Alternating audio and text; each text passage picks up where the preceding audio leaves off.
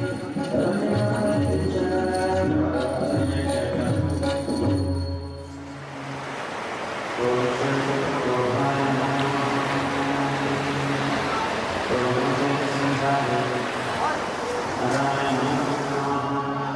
been really interestingly socialized and conditioned toward negativity. This is the conversation that always happens with the media, right? We do, for example, a lot of work with the media, and when you talk to media people, you say, my God, could you people ever report on something positive, for God's sakes? I mean, there's so much great news happening in the world. Why are you only giving negative stories? And what they say is, that's what people want to read. And then, of course, we say, well, that's what people want to read because that's what you print. And it's a chicken and an egg situation. You know, you don't know exactly which came first in that situation. But nonetheless, what we do know is we have been conditioned or socialized to love that which is negative. You know, you say a negative thought comes and it stays. Well, it stays because on some level, I'm enjoying it. There's a part of us, this is the same instinct that when people get together, if you actually put video recorders or just audio recorders in every one of us without us knowing them, and then you rewind them and you studied them for negative and positive conversations, what I think you would find is the vast majority of conversations are negative. Even the ones that we consider quote unquote harmless. You go to a party, you go to a wedding, you go to someone's house for dinner, you come home, you're in the car. It's very rare that people say, wow, so-and-so looked fantastic, they're doing great, it was so nice to see them so happy. We sit in the car and we say, oh my God, so-and-so got really fat. Did you notice? Did you see so-and-so talking to so-and-so's husband? I wonder, quick chakar to jarur chal raha hai. We love it. There's something in our conditioning that has primed us to love that kind of talk. If you literally just put audio recorders in people's living rooms, in people's cars, what's the harmless chit-chat gossip that we're doing with people? We're talking trash about other people, even our friends. My God, she should really, look in the mirror before she walks out of the house. What was she thinking? She wore that sari last week. My God, just silly, stupid nonsense. But we like it. And so in the same way, when the negative thought comes in our mind, it stays because on some level we enjoy it. It plugs into that aspect of us that enjoys the negativity. Positivity has started to seem boring to people. We hear this actually tragically a lot on a spiritual path. Well, God, I'd love to be spiritual. I'd love to, go more on a spiritual path, but I would miss the drama of life. I think I would get bored on a spiritual path. You hear this a lot. So there's this incredible misunderstanding, misdirection, that mazza, that excitement comes somehow in this negativity, in this nonsense. So when it comes, it's there because that's become our habit. What to do about it? Well, nicely, the same thing to do about what happens in your thoughts is going to have a ripple impact in your relationships.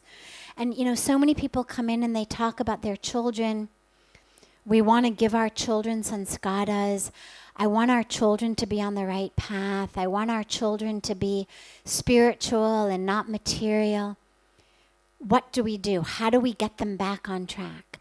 And they don't even realize that actually they're the ones who, in their own conversations, these seemingly harmless, nothing chit-chatty conversations in cars, in living rooms, around the dining room table, have actually been the things that have sent our kids off track.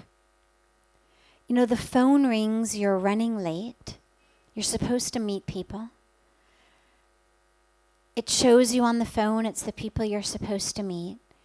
You say to the child, "Acha usko bol dena ki hum rasta pe hain. Tum le lo bol dena rasta pe hain."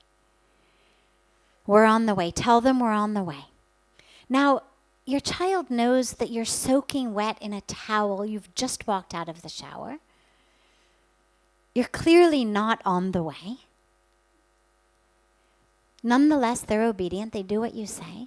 But later on, when these kids start lying, and we wonder, ki ye kahan se aaye? We are the most honest people. We are dharmic people. We are sanskari people. How did our kids go off track? We don't realize the subtle impact of this. So the conversations that we're having outside are mirrors of the conversations we have inside. है ना, शास्त्र में कहते हैं जैसे भीतर वैसे बाहर, जैसे दृष्टि वैसे सृष्टि. Right? That which is inside is that which is outside. And so, as the negative thoughts come, don't latch on to them. Don't hook on to them. If you imagine that you're looking at a blue sky on a windy day and there are clouds that are blowing across that sky. So those clouds are the thoughts. Okay, the sky is your consciousness.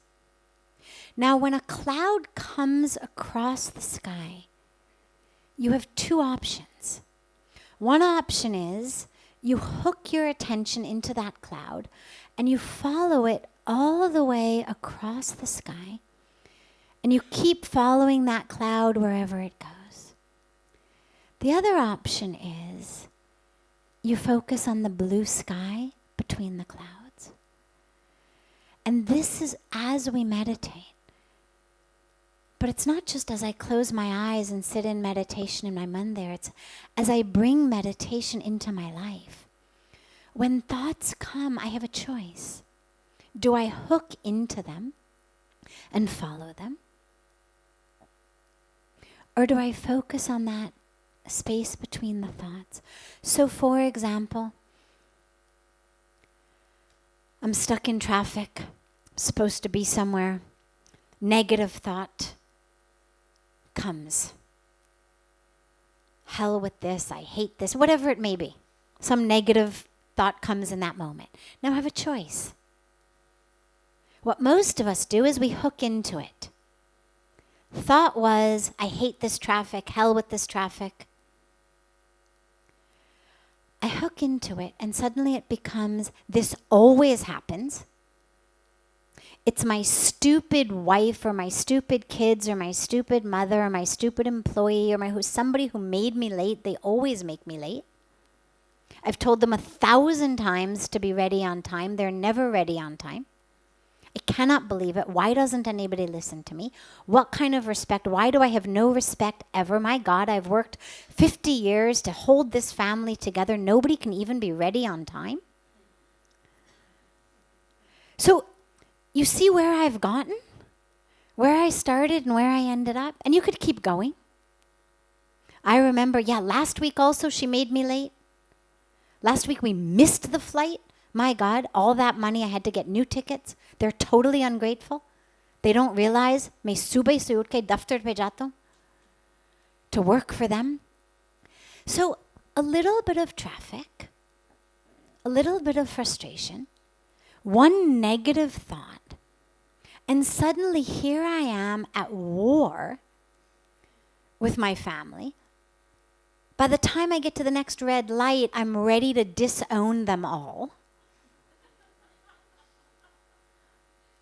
or to fire everybody in my business. I mean, whatever drama I've cooked up in my mind on this thought. So that's one option. The other option is I stay focused on the space between the thoughts. That blueness of the sky, that consciousness, I just bring my awareness back to my breath, back to my mantra, back to whatever I meditate on, even with my eyes open. And then, of course, another thought comes, and I do the same thing. What we don't really deeply realize is our thoughts are tickets. Where we end up, we have gotten there on our thoughts. So if you are miserable, it is your thoughts that have made you miserable. I'm not saying that external circumstances have been fantastic and perfect. Nobody's are. But the internal experience of the external is due to my thoughts. And we pay very little attention to how we hook into them, which thoughts we get on. You come here from Mumbai. When you get on a flight, you make very sure we are on the Dehradun flight, because we Dehradun jana, Rishikesh jana. At the airport, you're not going to just blindly walk on any plane and end up in Calcutta or Chennai or Bangkok. You know, mujhe Dehradun jana. I have to go to Dehradun. You understand that whatever airplane I sit on, that destination is going to be where I end up. But with our thoughts, whatever thought I hook myself into, it's taking me to where I'm going to end up. I cannot decide that I want to end up at a destination of peace or joy, light, ecstasy, and have thoughts of frustration, of anger, of competition, and keep getting on these trains, on these planes. They're taking me to misery. Which means I better figure out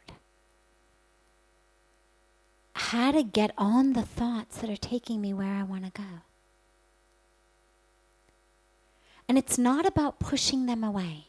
You cannot repress them. It's not about pretending I don't have them. It's about laying a new pattern. As I said, we've been conditioned, we've been programmed by society, by our media, by 1,000 things to prefer the negative. Well, give yourself a new programming. It's never too late. This is the power of thought. Decide from now on, I'm going to think peace, I'm going to think love. Not in a repressive sort of way, not in a fake way, but I'm going to see the joy, I'm going to see the perfection everywhere. And if I can't, I'm going to create enough space in myself that whatever that thought of negativity comes, it just dissolves. It dissolves into the spaciousness of me. But I'm not going to hook myself into it, into any thoughts.